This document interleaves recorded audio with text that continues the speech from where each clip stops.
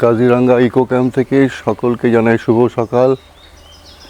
কাল রাত্রে আমরা এই ইকো ক্যাম্পে এসেছি, আপনাদের রাতের ছবিটা দেখিয়েছিলাম। এখন ভোর 6টা। কি অপূর্ব লাগছে, চারিদিকটা নিস্তব্ধ, নিঝুম। এইদিকে চায়ের বাগান, সত্যি একটা অপূর্ব মনোরম পরিবেশ।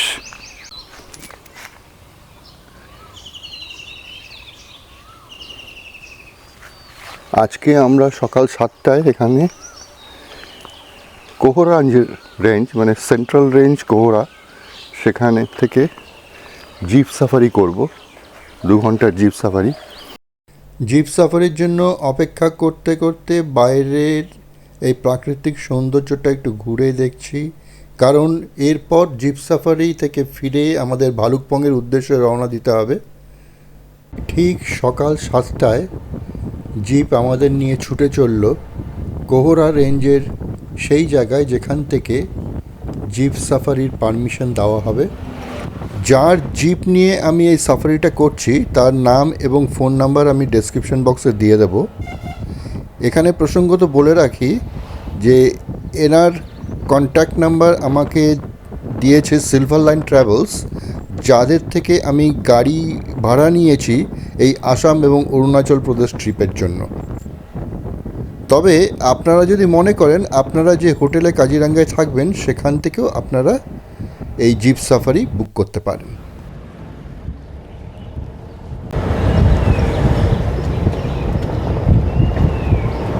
দেখুন চারিদিকে কি সুন্দর চায়ের বাগান।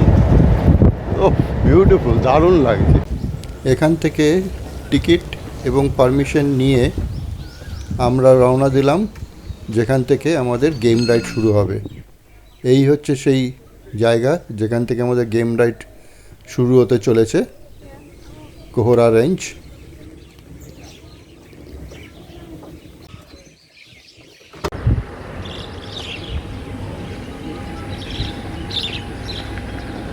দেখুন কত হাতি এখানে, 1টা 2টো 3টে 4টে 5টা, ওইদিকে আরও দূরে দেখা যাচ্ছে 6টা 7টা।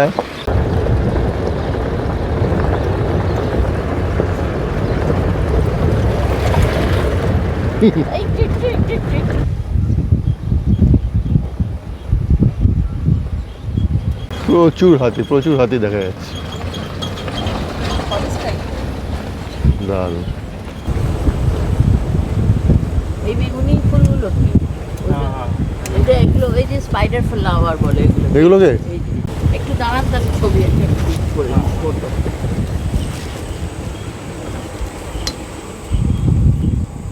এই যে সব ফুলগুলো রয়েছে এগুলো সব স্পাইডার ফ্লাওয়ার। প্রত্যেকটা মার্ক করে রাখিছে যে হ্যাঁ, এটা ফ্লাড লেভেল দেখুন ফটো। এটা ফ্লাড লেভেল। আচ্ছা আচ্ছা, হ্যাঁ ফ্লাড লেভেল, মানে এই বন্যার সময় এখানে এত অবধি জল চলে আসে। আর ওইখানে দুটো পাখি আছে ওই বসে সিধা সিধি টিচার একটা। হ্যাঁ হ্যাঁ, গাছে গাছটা দোনোটা আছে, দুইটা একটা আছে, একটা নাম হচ্ছে কোন গাছটাই গো? কিংফিশার। আর হ্যাঁ, কোন গাছটায় দেখা যাচ্ছে? এই যে উঠছে তাকিয়ে দেখো, এই যে এই সামনের গাছটার পেছনের গাছটায় দেখো, এই দুটো। এখানে দাঁড়ান, এখানে দাঁড়ান, এখানে দাঁড়ান, এখানে দাঁড়ান, এখানে এই যে এই যে নীল এই যে এই সামনে দুটো দেখতে পেয়েছো? হ্যাঁ হ্যাঁ হ্যাঁ হ্যাঁ, দেখতে পেয়েছি। দেখতে পেয়েছি, এটা আমি এখানে স্ক্রিনেই দেখতে পাচ্ছি। চলুন।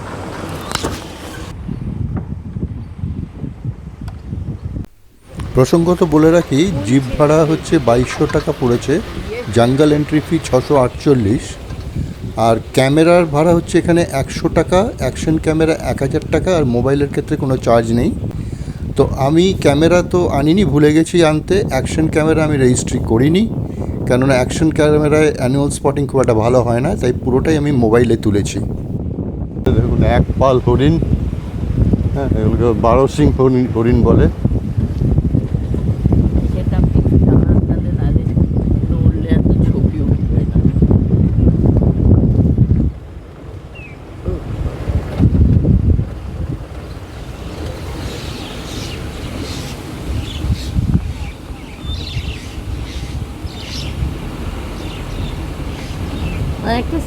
স্টিল নিয়ে দাঁড়ান, একটা স্টিল ফটো নিন, একটু দাঁড়ান, এই একটু চোখে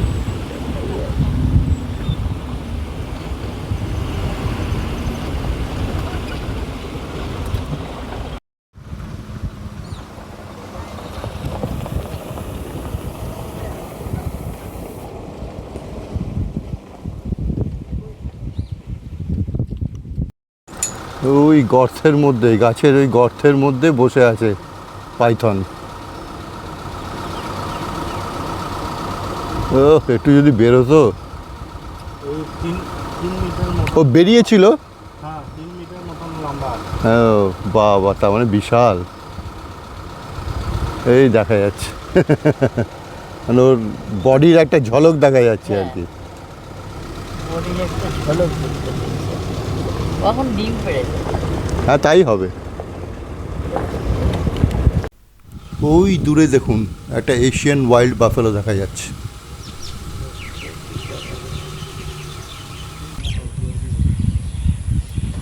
ওইখানে দুটো একটা পাখিও আছে, বুঝতে পেরেছো? হুম, অনেকগুলোই আছে, অনেকগুলোই আছে পাখি। সুন্দর। ওই যে এই বারটা আছে, তার আগে দেখো এরকম হ্যাঁ। গোল গোল হয়ে রয়েছে, ওইখানটায় দুটো একটা সাপের মতো দেখতে পাওয়া যাচ্ছে, দুটো মাছ দেখা যাচ্ছে, আর দুটোই মাছ দেখা যাচ্ছে, এটা মাঝারি সাইজের। মানে এখানে এসে বাঘ বাবাজি তার নোকটাকে ঘষে আর কি। হ্যাঁ এই যে দেখছো না, এই যে হ্যাঁ হ্যাঁ, এই দাগ রয়েছে, এই যে এই সব দাগ রয়েছে। ফাটিয়ে রয়েছে যেটা। বাঘ বাবাজি নখ ঘষে নেয়।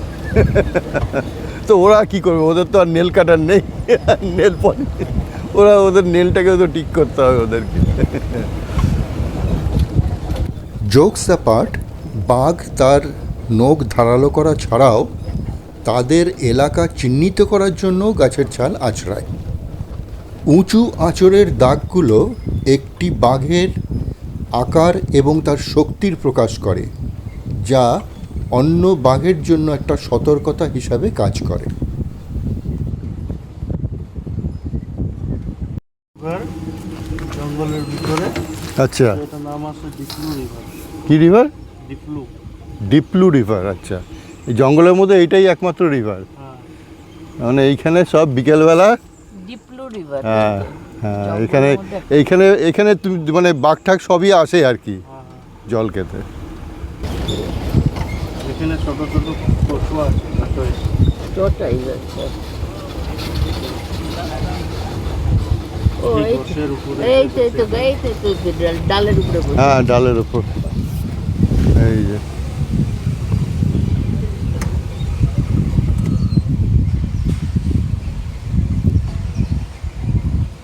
এই 2, 3, 4 আছে এখানে।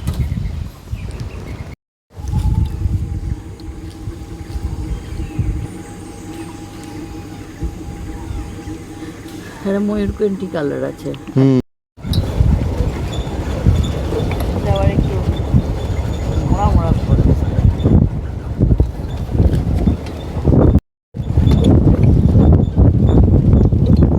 ক্যামেরায় ধরা দিল প্রথম রাইনো। এর আগেও রাইনো দেখলাম কিছুক্ষণ আগে, কিন্তু সেটা খালি চোখে দেখতে পেয়েছি, ক্যামেরায় ধরা পড়েনি। এই হলো দ্বিতীয় রাইনো, যা ক্যামেরায় ধরা পড়লো। দারুণ।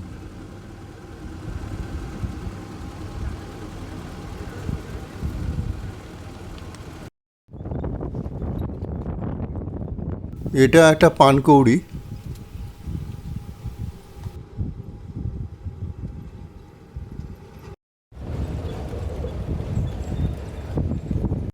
এদের টাইপিস এইগুলো খুব সম্ভবত গ্রে হেরান।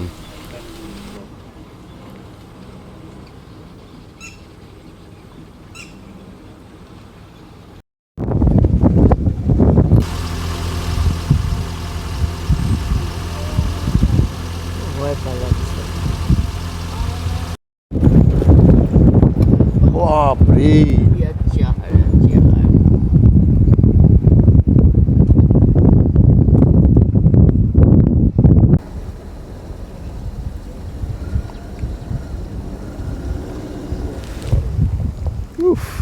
দারুণ।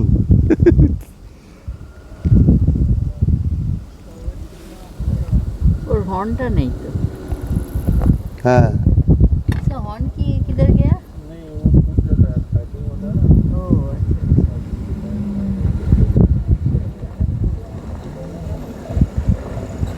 কি হয় ওটা?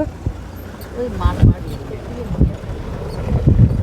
টूट जाता है। আর ওর জন্য কোনো সময় ওদের মরতেও হয় এই হর্নের জন্য।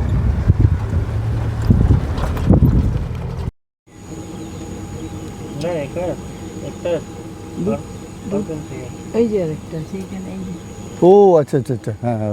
কাজিরাঙ্গা সাফারি থেকে বেরিয়ে আমরা এখন রওনা দিয়েছি হোটেলের দিকে। হোটেলে গিয়ে ব্রেকফাস্ট সেরে আমরা বেরিয়ে পড়ব ভালুকপংয়ের উদ্দেশ্যে।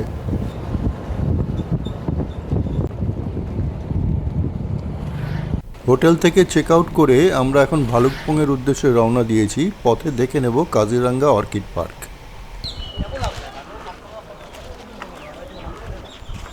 কাজিরাঙ্গা ইকো ক্যাম্প থেকে বেরিয়ে এখন আমরা এই অর্কিড পার্কে এসেছি। এটা হচ্ছে গিয়ে Kaziranga national orchid and biodiversity park.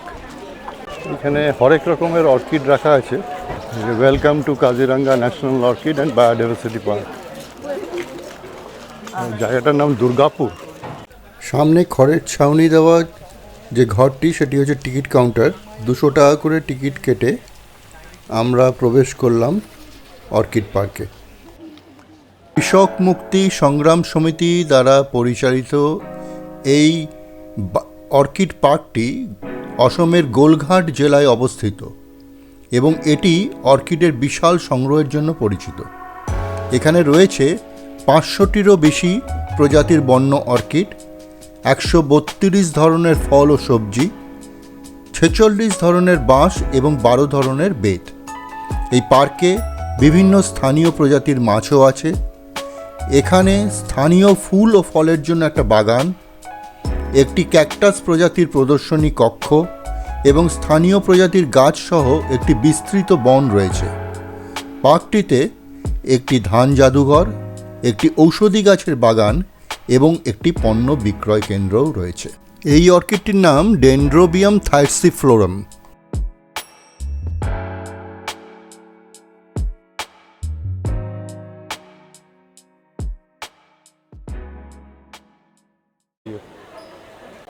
এটা হলো আসাম ন্যাশনাল মিউজিয়াম। এর ভেতরে রাখা আছে অসমের ট্র্যাডিশনাল বিভিন্ন ধরনের বাসনপত্র, অস্ত্রশস্ত্র,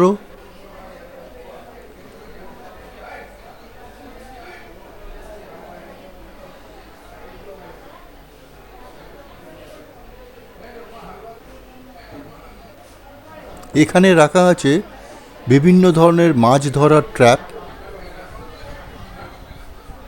কত রকমের ট্র্যাপ দেখুন। এইটা একটা বড় মাছ ধরার ট্র্যাপ।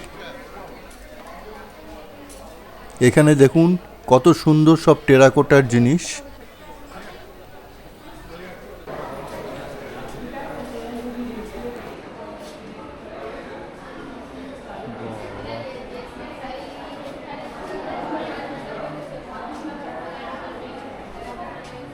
টেরাকোটার কি সুন্দর ডিজাইন, হ্যাঁ অপূর্ব।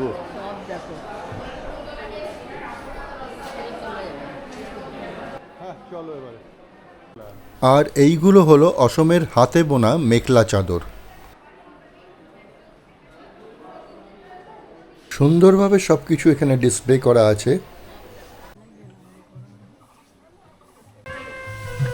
Musical instrument museum.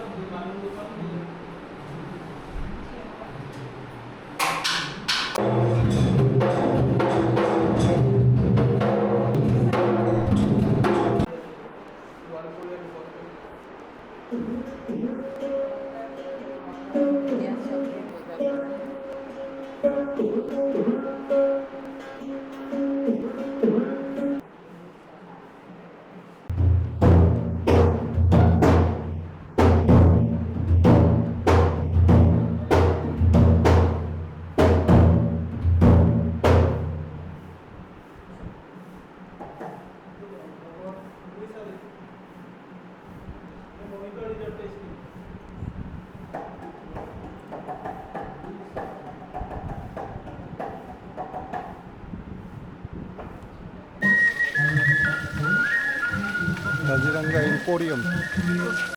এই হলো কাজিরাঙ্গা নার্সারি। এখান থেকে মনে করলে মানুষ ফুলের চারা গাছ কিনতে পারে। এখন যাচ্ছি রাইস মিউজিয়ামের দিকে। এখানে রাখা আছে প্রায় 200-রও বেশি প্রজাতির চালের নমুনা, যার প্রায় বেশিরভাগই বিলুপ্ত এখন অসমের মানুষের দৈনন্দিন খাদ্য তালিকা থাকে।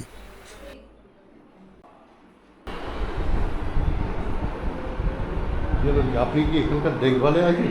আমি এখানে দেখভালে আছি, সবাইকে ইনস্ট্রাকশন দেবো এখন। এটা হলো বিভিন্ন প্রজাতির অর্কিডের ফটো গ্যালারি।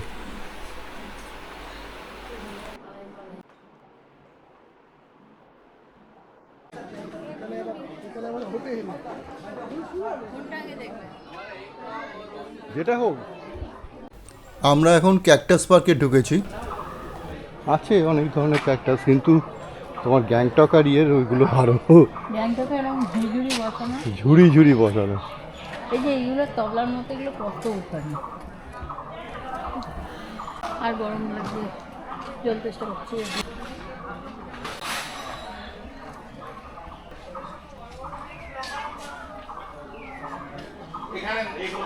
দেখো কি ধরনের ক্যাকটাসগুলো, কিরকম সুন্দর, তো কিরকম তুলো তুলো পুরো। হ্যাঁ, এগুলো কিন্তু এইখানেই দেখছি। হ্যাঁ, এই ক্যাকটাস কিন্তু আমার এইখানেই চোখে পড়ছে। ক্যাকটাসের মধ্যে জাতি ফুল ফুটে আছে, এটাও ক্যাকটাস হয়ে গেছে এখন। চলো, এটা হচ্ছে মেডিসিনাল প্ল্যান্টের गार्डन। तो पत्थर कुछ किडनी स्टोन में यूज करते हैं। ये कौन सा है? पत्थर चत्ता किडनी स्टोन। अच्छा, पाथरकुची। আমার ঘরে আছে এটা, এটা ব্রাহ্মী ব্রাহ্মী। ब्राह्मी शाक। ठीक है। আমার হচ্ছে নেই, হ্যাঁ, আমি আর পাচ্ছি না, আমার হচ্ছে নেই, এই দেখো, আমি আর দেখতে এই দেখো, পাচ্ছি না। লেবু গাছ, লেবু গাছ, এগুলো গন্ধরাজ লেবু।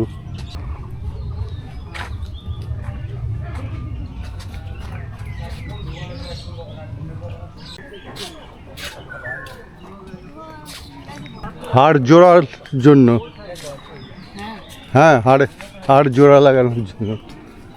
আর পাচ্ছি না, আমার হাড় আলাদা হয়ে গেল গো। এদিক দিয়ে চলো।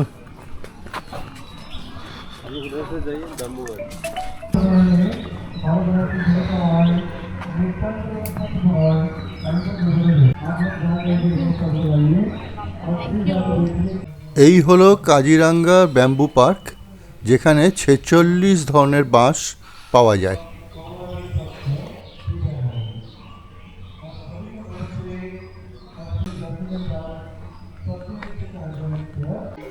এই অর্কিড পার্কে সারাদিন ধরে লোকশিল্পীরা অসমের বিভিন্ন লোকনৃত্যের পরিবেশনা করেন। আমরা সেটা এখন দেখার জন্য এখানে দাঁড়িয়ে গেলাম।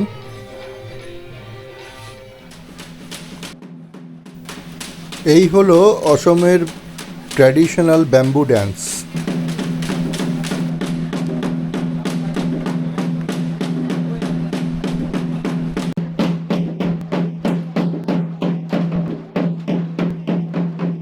Kaziranga national orchid and biodiversity park দেখে আমরা এখন ভালুকপংয়ের দিকে রওনা দিলাম।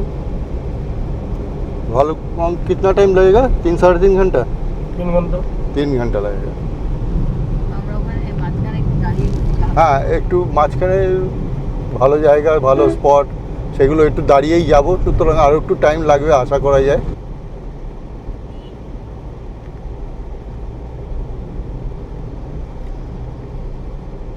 এখন আমরা দাঁড়িয়ে আছি হলদিবাড়ি বুড়িমাই মন্দিরের সামনে।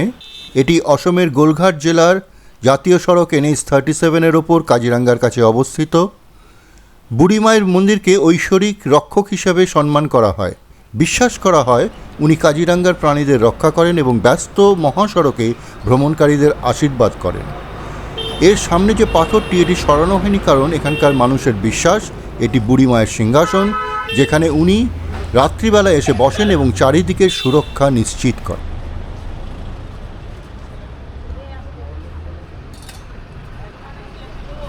NH-37 থেকে বুনো হাতির দর্শন।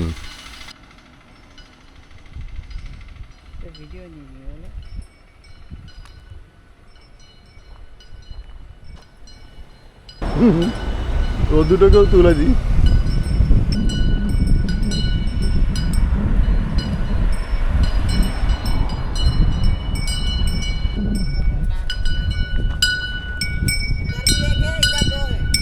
इधर दो है, उधर एक है, इधर दो है।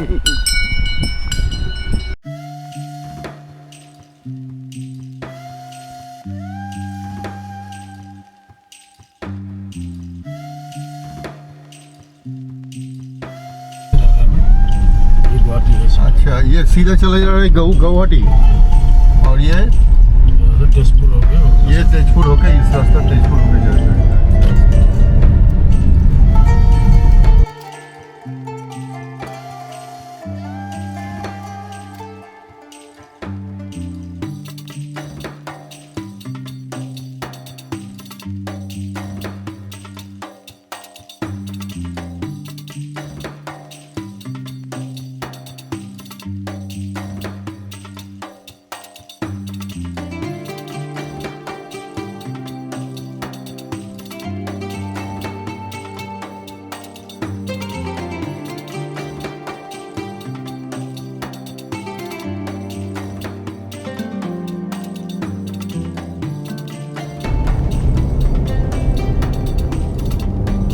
আমরা এখন তেজপুর শহরের ভেতর দিয়েই চলেছি।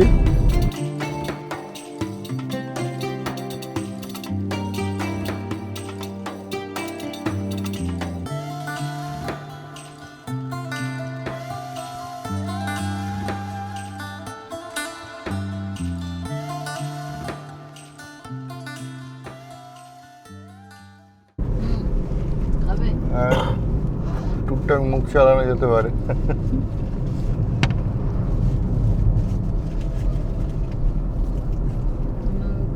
मालीबारा में चाय पी सकते हैं। मालीबारा आएगा अभी। हाँ, चाय तो पीना ही है।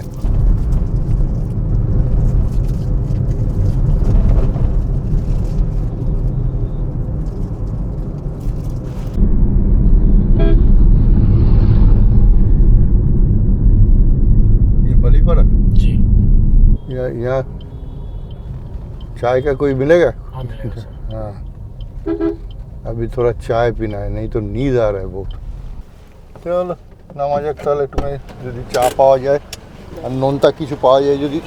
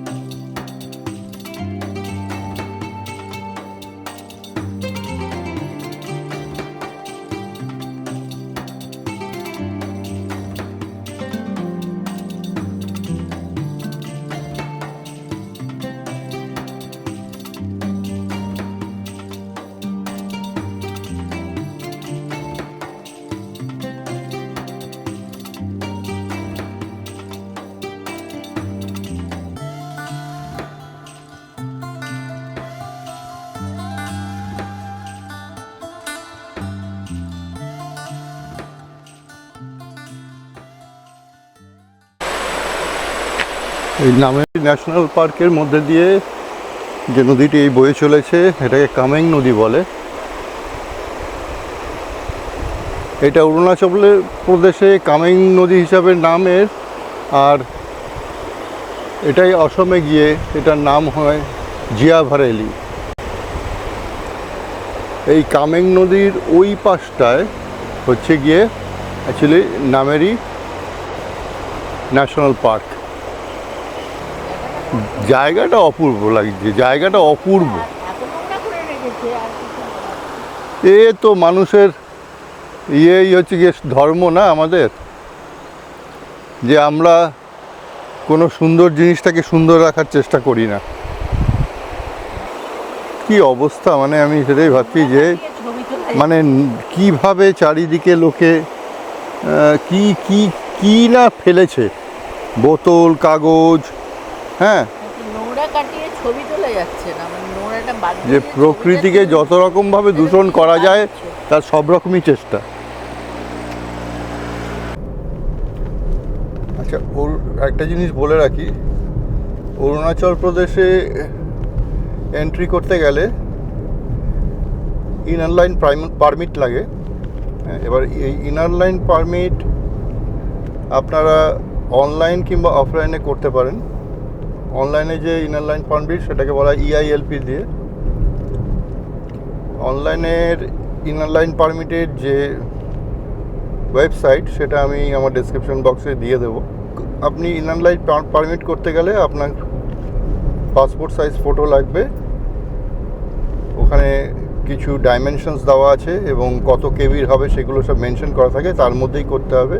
এবং তার সাথে আপনাকে একটা ফটো আইডি প্রুফ দিতে হবে, সেটা ভোটার কার্ড কিংবা আধার কার্ড কিংবা পাসপোর্ট, ওখানে মেনশন করা থাকবে। আপনি সেই অনুযায়ী একটা ডকুমেন্ট দিতে হবে, তারও কত কেবি সেটা হবে সেটা বলে ওখানে মেনশন করা আছে, সেই অনুযায়ী ওগুলোকে আপলোড করতে হবে। আর 3 দিনের জন্য যদি আপনারা ওখানে থাকতে চান তাহলে আপনার লাগছে হচ্ছে গিয়ে 300 টাকা করে।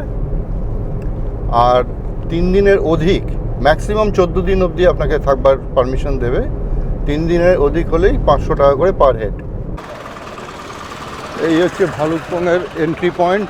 এখানেই ILPটা দেখাতে হবে। তো আমি আমার ড্রাইভার সাহেবকে সফট কপিটা পাঠিয়ে দিয়েছি, উনি দেখিয়ে পারমিশন করিয়ে নেবেন। এই হলো ভালুকপংয়ে আমাদের আস্তানা হোটেল মন্ডল ঘাং। হোটেলে আমাদের রুমের ভেতরটা দেখাতে দেখাতে সেই চিরপরিচিত অনুরোধটা জানাই, আমাদের এই উপস্থাপনাটি যদি আপনাদের ভালো লেগে থাকে তাহলে প্লিজ লাইক এবং শেয়ার করে দেবেন, এবং এখনও যদি সাবস্ক্রাইব না করে থাকেন প্লিজ করে দেবেন। এতে আমরা উৎসাহ পাবো আরও নতুন নতুন ভিডিও নিয়ে আসার, এবং অবশ্যই অপেক্ষায় থাকবো আপনাদের কমেন্টসের জন্য।